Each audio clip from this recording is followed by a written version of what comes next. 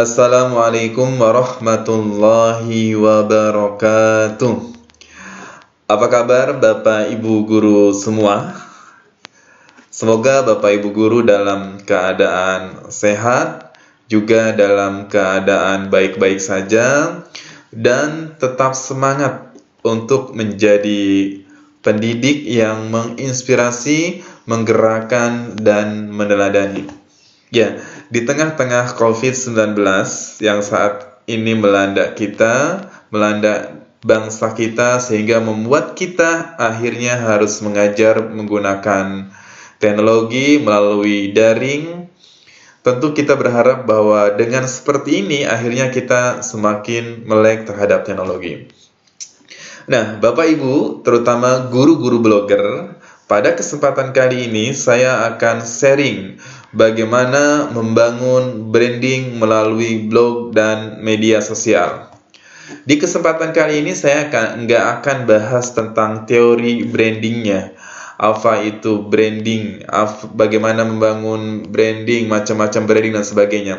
Saya akan sharing bagaimana pengalaman saya membangun branding melalui blog dan media sosial, sehingga kemudian apa yang saya lakukan mengantarkan saya keliling Indonesia selama 5 tahun terakhir ini, bertemu dengan banyak guru, banyak orang tua, pelajar, dan mahasiswa. Dan tentu secara finansial saya juga mendapatkan rezeki yang luar biasa. Saya bisa membeli berbagai hal yang saya inginkan. Tentu kalau ada kesempatan nanti itu kita kupas tuntas bagaimana saya bisa mendapatkan itu semua. Ya, perkenalkan Bapak Ibu semua, saya Namin Abi Ibnu Solihin, saya founder motivatorpendidikan.com. Untuk lebih jelasnya nanti Bapak Ibu bisa melihat website saya di motivatorpendidikan.com. Bapak Ibu juga bisa follow Instagram saya di motivatorpendidikan.com, kemudian juga bisa lihat channel YouTube saya di motivatorpendidikan.com. Ibu bapak semua, saya juga sekarang sedang mengembangkan sebuah komunitas anak tanpa gadget. Jadi bapak ibu bisa juga memfollow akun kami, yaitu @anak-tanpa-gadget.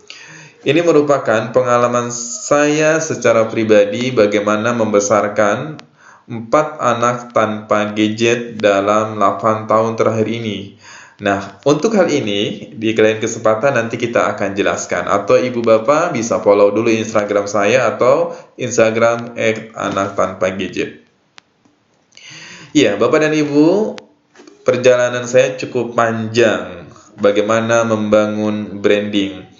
Bapak Ibu bisa melihat di profil saya di website motivatorpendidikan.com. Di sana perjalanannya luar biasa, bagaimana diawali dengan ngeblog gratis pada tahun 2007. Saya ngeblog gratis Bapak dan Ibu itu melalui blogspot.com. Waktu itu ngeblog saya baru sekedar iseng-iseng nulis biasa, pokoknya curhatan hati. Bahkan ngeblognya juga ada copy paste dari tulisan-tulisan lain yang dari web atau blog yang lain yang bagus, saya copy paste kemudian saya berikan sumbernya. Nah, waktu itu saya ngeblog sebagai bagian daripada penasaran apa itu blog gitu kan. Oh, begini-begini ternyata menarik juga. Waktu itu belum kepikir bahwa dengan ngeblog saya bisa keliling Indonesia. Sehingga Bapak dan Ibu semua, akhirnya pada saat itu dari blogspot.com yang saya buat cukup banyak ya, ada sekitar 7-8 blog yang saya buat. Akhirnya saya beralih ke wordpress.com. Setelah sekitar tahun 2014, saya bergabung dengan teman-teman komunitas Guraru ORG, kemudian dikenalkan oleh Om Jai Kompasiana, dan kemudian kita membangun namanya komunitas Sejuta Guru Ngeblog. Waktu itu blog yang pertama saya buat adalah sekitar tahun 2014, yaitu motivatorkreatifwordpress.com. Nah, motivatorkreatifwordpress.com ini adalah blog WordPress atau blog yang kemudian memperkenalkan, membangun personal branding saya lewat blog. Jadi saya perkenalkan diri bahwa saya adalah motivator pendidikan kreatif. Ya, di tahun 2014 saya coba mulai menulis banyak hal tentang dunia pendidikan, pengalaman saya bagaimana mendidik, mengajar dan sebagainya, sehingga kemudian di tengah perjalanan saya juga bisa membuat buku, dan buku itu tulisan-tulisannya bersumber dari blog. Dari blog, kemudian dari bukulah kemudian saya banyak diminta orang untuk menjadi pembicara. Ya, jadi ternyata perjalanannya nggak mudah ya. 2007 ngeblog sampai dengan 2013 ngiseng-iseng aja, nggak ada target mau jadi apa, nggak tahu apa itu branding, nggak tahu apa itu personal branding. Pokoknya ngeblog aja, nulis aja. Pokoknya selama perjalanan itu dan sampai sekarang saya terus belajar desain, belajar editing video, belajar nulis dan sebagainya. Nah, kira-kira perjalanan ngeblog singkat saya seperti ini Bapak dan Ibu semua. Nanti untuk lebih jelasnya di tengah perjalanan saya akan ceritakan perjalanan-perjalanan itu semua. Nah, ini yang Bapak Ibu lihat di slide ini adalah my story. Jadi story cerita saya dari tahun 96 sampai 2019. Di kesempatan ini tidak akan saya ceritakan. Biasanya saya ceritakan profil ini di seminar motivasi dengan tujuan apa? Dengan tujuan agar orang-orang yang ikut seminar motivasi saya, mereka bisa bangkit dan punya semangat. Bahwa kesuksesan itu dibangun tidak dengan jalan yang instan, tapi butuh perjuangan yang panjang. Silakan teman-teman guru, Bapak Ibu guru, guru blogger bisa pelajari profil saya ini. Dan yang paling penting Bapak dan Ibu semua, saya memanfaatkan blog dan media sosial untuk aktivitas yang positif. Jadi tidak mengumbar tentang aktivitas pribadi yang gak ada hubungannya dengan dunia pendidikan. Jadi kalau Bapak Ibu lihat di website saya, di blog saya, kemudian di media sosial, di IG, di Facebook, itu semua adalah kegiatan training saya atau kegiatan saya memberikan sharing dan sebagainya. Nah, Bapak dan Ibu, yang mungkin jarang difahami oleh orang bahwa ada media sosial juga yang bisa kemudian membuat kita akhirnya ilmunya bisa dirasakan oleh banyak orang. Contohnya saya sekarang mungkin ada sekitar 200 ya, kalau di sini tertulis 176 materi training bisa di-download secara gratis di sledshare.net. Hari ini mungkin ada sekitar 190 atau sekitar 200 ada sekitar 200 materi training atau seminar saya yang Bapak Ibu bisa download secara gratis di sledshare.net.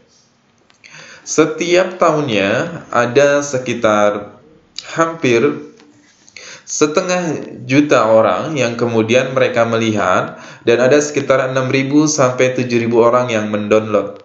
Bayangkan Bapak dan Ibu, ketika kita punya 200 materi di sledshare.net dan setiap tahun ada sekitar 500.000 orang yang memview-nya atau melihatnya, berarti dengan sendirinya secara tidak langsung ada sekitar 500.000 orang yang setiap tahun mengenal saya lewat materi-materi yang saya sajikan.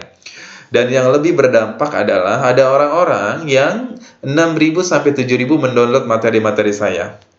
Nah, yang menarik dari ini semua Bapak dan Ibu, bahwa saya punya akun YouTube, punya akun Instagram, punya akun blog, website, itu semua saya tidak jadikan untuk mendapatkan uang atau targetnya tidak mencari uang dari sana. Saya tidak punya target mencari uang dari IG, dari YouTube, kemudian dari blog, dari media sosial yang saya miliki. Sama sekali nggak punya target untuk mencari uang atau mengaktifkan AdSense-nya atau mengaktifkan untuk supaya kemudian iklan berdatangan. Yang saya lakukan adalah di blog, media sosial yang saya miliki adalah termasuk di sledshare.net adalah bagaimana saya memberikan manfaat sebanyak-banyaknya untuk orang. Dan apa yang terjadi Bapak Ibu semua? atas itu semua, ternyata orang banyak yang merasakan manfaat dari tulisan saya di sledshare.net, kemudian di blog, di website, di media sosial. Akhirnya kemudian rezeki itu datang. Jadi orang datang untuk memanggil saya, memberikan training, seminar, workshop di berbagai kota di seluruh Indonesia, di berbagai lembaga pendidikan. Untuk lebih jelasnya, Bapak Ibu bisa lihat di agenda training saya di motivatorpendidikan.com. Bapak Ibu semua, kemudian ya, jadi untuk membangun kapasitas diri kita menjadi lebih baik, tidak menjadi guru biasa saja, tetapi menjadi guru di atas rata-rata, saya pun nggak diam. Sejak tahun 2004, saya belajar editing video dengan berbagai aplikasi. Kemudian 2007, 2019, saya menulis di blog tentang artikel pendidikan. Jadi saya fokusnya adalah, jadi kalau kita ngomongin branding, kalau kita ngomongin ingin dikenal apa kita di dunia yang kita geluti, maka fokuslah pada satu bidang. Contoh, saya fokus pada bidang pendidikan. Jadi saya kalau ngisi seminar pendidikan, seminar parenting atau pengasuhan. Enggak ngisi seminar bisnis. Enggak ngisi tausiah seperti ustadz-ustadz. Kalaupun ngisi di masjid-masjid atau di musola atau majelis taklim, hubungannya dengan parenting dan dunia pendidikan. Saya nggak bisa ngisi training matematika, fisika, dan sebagainya. Jadi saya fokus ke pengembangan diri pendidikan, terutama seminar parenting tentang mendidik anak, kemudian seminar pendidikan atau training pendidikan tentang cara mengajar yang kreatif, cara menggunakan teknologi. Kalau untuk pelajar dan mahasiswa, yaitu adalah seminar motivasi, bagaimana cara meraih mimpi dan cita-cita. Jadi saya fokus ke sana.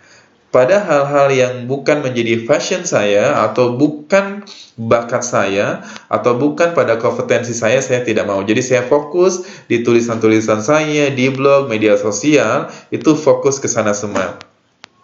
Adapun saya punya channel YouTube, itu tidak saya gunakan untuk nge-vlog gitu kan, tapi memang saat ini saya lebih fokus bagaimana saya mempromosikan atau mempublish kegiatan-kegiatan training saya. Walaupun dalam setahun terakhir ini saya udah jarang ngupload video ya.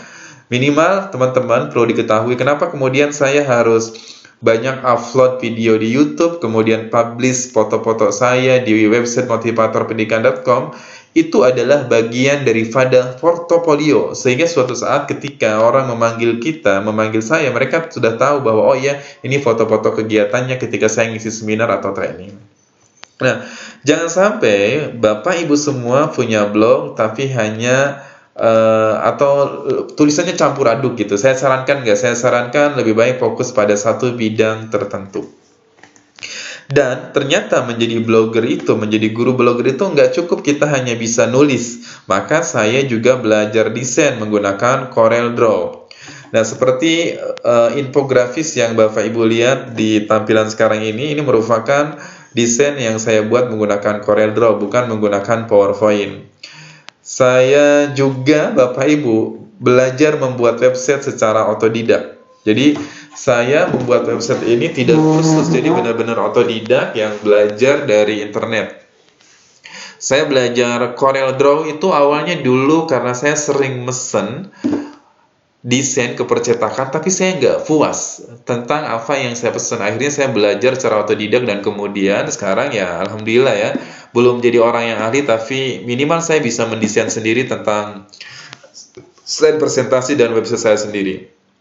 Dan saya juga salah satu hobinya adalah senang membaca buku novel, buku Islami, buku pengembangan diri, buku parenting, dan sejarah Islam. Jadi kita ngeblog, tapi kita juga harus terus mengasah diri. Ya, salah satu menurut saya yang penting bagi seorang blogger adalah dia harus bisa desain dan bisa editing video. Kenapa? Karena itu nanti yang akan menjadi tampilan website dan blog kita menjadi lebih bagus. Saya sarankan untuk berkunjung ke blog saya. Nah, yang menjadi pertanyaan besar adalah Bapak dan Ibu, ketika Bapak dan Ibu menulis namanya di Google, misalkan Namin AB Ibnu Solihin, Wijaya Kusuma, Dedi Dwi Gatama, ada nggak nama kita di sana? Apakah Google mengenal diri kita? Apakah kemudian ketika orang searching tentang misalkan materi tertentu tentang dunia pendidikan, apakah mereka akan juga sampai ke blog kita? Bapak dan Ibu misalkan sekarang bisa searching, coba Namin Abi Ibnu Solihin. Apakah Bapak dan Ibu bertemu dengan saya baik di gambarnya, atau di websitenya, atau di channel YouTube-nya, atau di media sosialnya? Kalau penasaran, silakan Bapak dan Ibu bisa ketik namanya di Google, silakan seperti itu. Nah, biasanya adalah yang kemungkinan muncul di situ ada media sosial Bapak dan Ibu, yaitu terutama Facebook. Nah, harusnya kita sebagai guru blogger harus bisa mengisi konten. Dulu kami punya impian dengan Om Jay itu adalah bagaimana ketika sudah target kita punya 1 juta guru blogger, maka kalau guru setiap hari menulis satu konten positif di internet, maka ada satu konten positif yang ada di internet. Ya, tugas kita sekarang adalah bukan menjadi konsumen digital, tapi menjadi produsen digital. Dengan cara apa? Menulis konten-konten positif di blog atau di website kita. Tentu tadi saya sampaikan, fokus pada kemampuan dan keahlian kita. Jangan memaksakan untuk menjadi orang lain. Jangan memaksakan untuk jadi Namin, jangan memaksakan untuk jadi Dedi Dwi Gatama, jangan memaksakan diri untuk menjadi Om Yai atau Pak Agus Sampurna. Jadilah diri sendiri, ngetik apapun di blog atau di website masing-masing sesuai dengan kapasitas dan kemampuan diri. Dan yang ingin saya tekankan lagi adalah sekarang kalau kita baru mulai ngeblog, jangan orientasinya kita ingin dapat uang dari blog. Jangan orientasinya dapat uang dari YouTube, atau jangan orientasinya dapat uang dari media sosial. Orientasinya adalah berbagi manfaat saja dulu, ya. Kalau ada kesempatan, nanti saya akan ceritakan bagaimana kemudian di tengah perjalanan kemudian blog, media sosial, ternyata memang secara otomatis ketika orang sudah banyak mendapatkan manfaat, dengan sendirinya rezeki akan datang. Kemudian, ya, bagaimana kemudian sekarang kita belajar, ini baru belajar menciptakan branding melalui media sosial dan blog. Ini nggak mudah, ini butuh perjalanan yang panjang. Jadi kalau hari ini Bapak dan Ibu guru blogger baru memulai ngeblog, kemudian belum ada yang baca, belum ada yang komen, sabar. Perjalanannya butuh yang luar biasa. Ya, kalau sudah mendengarkan paparan dari Bang Dedi, kemudian Om Jai dan Mas Agus Sampurno di beberapa kelas kemarin, maka mereka pun pasti akan bercerita bagaimana perjalanan panjang itu. Ya, tentu ketika kita mulai ngeblog, ketika kita mulai menulis apa yang ada di media sosial, maka kenali potensi dan passion kita. Kalau kita sebagai guru, misalkan kita sebagai guru fisika, tapi kita punya passion misalkan di bidang teknologi, ya maka udah fokus nulisnya adalah di blog atau media sosial, ya, bikin poster di media sosial, itu adalah hal-hal yang berkaitan bagaimana kita mengajar fisika, tapi dikaitkan dengan teknologi, bikin video presentasinya, bikin video gamesnya, simulasi, dan sebagainya. Begitupun nulisnya, ketika di blog, fokusnya ke arah sana, kira-kira begitu. Jadi pertanyaannya adalah, apakah Bapak dan Ibu semua, teman-teman semua, sudah kenal dengan potensi dan passionnya? Ya, karena saya ketemu banyak guru di Indonesia, ketemu banyak pelajar di Indonesia, mahasiswa di Indonesia, itu ketika kita ngomongin potensi dan passion, mereka kemudian belum paham, bingung. Potensi apa? Sebutkan 3 potensi Anda. Kemudian apa passion Anda? Mereka masih bingung. Nah, ini perlu dipelajari, apa itu potensi yang Bapak Ibu miliki dan passionnya seperti apa. Ini tentu ada materi khusus ya. Yang berikutnya adalah buat nama atau alamat blog sesuai dengan branding yang telah ditentukan. Unik, simple, mudah diingat. Contoh, ketika waktu itu saya mulai membranding diri, Bapak dan Ibu, saya dulu perjalanannya pernah bikin ada guruberakhlak.com. Kemudian saya coba sedikit-sedikit bangun startup, yaitu gurubicara.com. Ternyata itu tidak juga membangun branding saya, tidak juga kemudian orang mengenal saya lewat itu semua. Saya pernah buat juga website bisaberbagi.com. Justru orang pertama kali mengenal saya adalah lewat blog motivator kreatif.wordpress.com, atau kalau di Google bisa di searching motivator pendidikan kreatif atau motivator kreatif.wordpress.com, itu bisa terdetek di sana ya. Atau Bapak Ibu silakan di Google ketik saja motivator pendidikan, pembicara seminar parenting, motivator pelajar, kira-kira ketemunya dengan siapa? Silakan dicoba. Nah, blog itu harus simple, jangan namanya aneh-aneh. Seperti yang saya buat akhirnya di tahun 2015, saya coba beranikan diri untuk buat website yang beralamat motivatorpendidikan.com.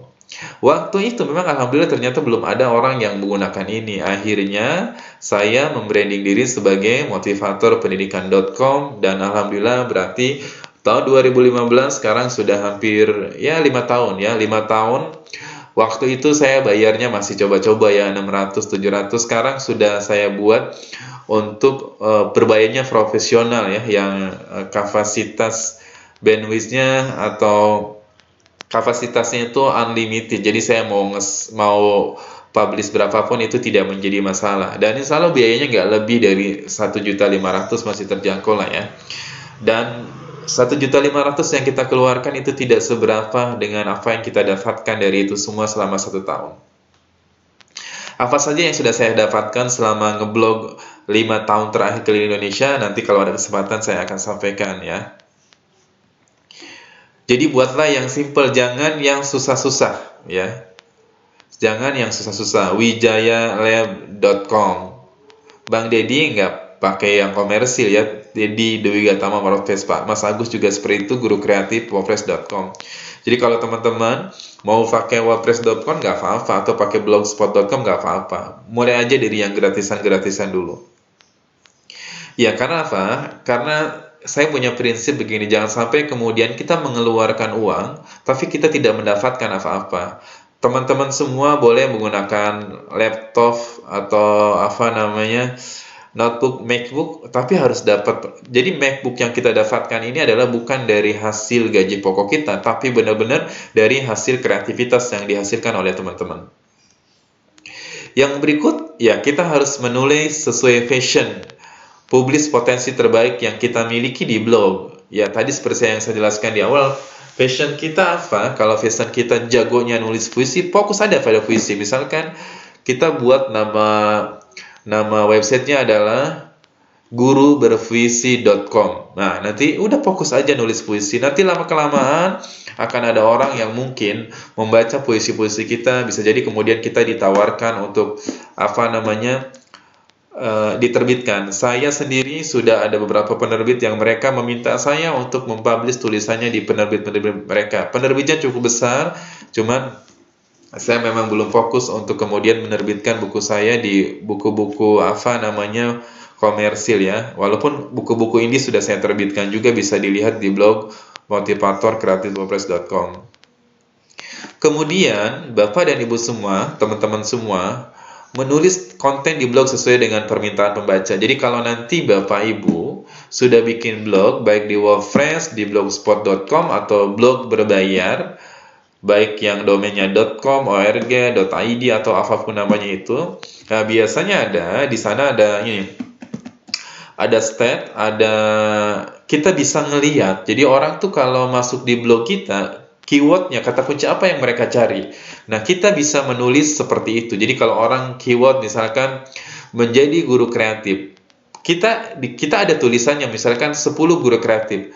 Kemudian ada orang yang ngetik menjadi guru kreatif, masukkan di blog kita. Maka kita bisa membuat sebuah konten yang berjudul menjadi guru kreatif, sehingga kemudian orang mudah untuk masuk di blog kita. Jadi, selain kita menulis sesuai dengan passion kita, kita bisa juga menulis sesuai dengan permintaan pembaca yang itu terdeteksi lewat keyword yang mereka ketikkan di Google, kemudian terbaca di pengunjung blog kita. Kalau ada workshop ini bisa kita praktekkan ya. Ini sebagai pengantar saja. Baik, sudah 24 menit, saya lanjutkan. Kemudian keyword ya, jadi selalu mengetik keyword contohnya begini. Contohnya saya menulis sebuah judul cara meraih impian dan cita-cita. Ini judul besarnya. Kemudian saya buat artikelnya, saya publish foto dan videonya di blog gitu kan. Dan di keywordnya atau di kata kuncinya saya tulis cita-cita, cara mengejar cita-cita. Kemudian ya karena ini berhubungan dengan pelajar atau mahasiswa, saya akan tulis di keywordnya adalah motivator pelajar, motivator mahasiswa. Nah, keyword-keyword inilah ya, kata kunci inilah yang kemudian akan mudah terdetek di Google. Jadi orang ketika ngetik apa-apa itu akan nyampe di blog kita. Kemudian kelola blog dengan konsisten dan desain yang kreatif dan informatif. Lebih keren menggunakan domain dan hosting berbayar. Jadi kalau saya sarankan, kalau kita sudah jago ngeblog gitu kan, mau profesional udah bikin aja konten pakai domain dan hosting yang berbayar ya. Apalagi ketika Bapak dan Ibu misalkan sudah dapat penghasilan dari menjadi pembicara atau menulis buku ataupun apa dari blog gratisan, saya sarankan untuk pakai yang berbayar agar terlihat lebih profesional. Kemudian share tulisan kita di blog melalui medsos.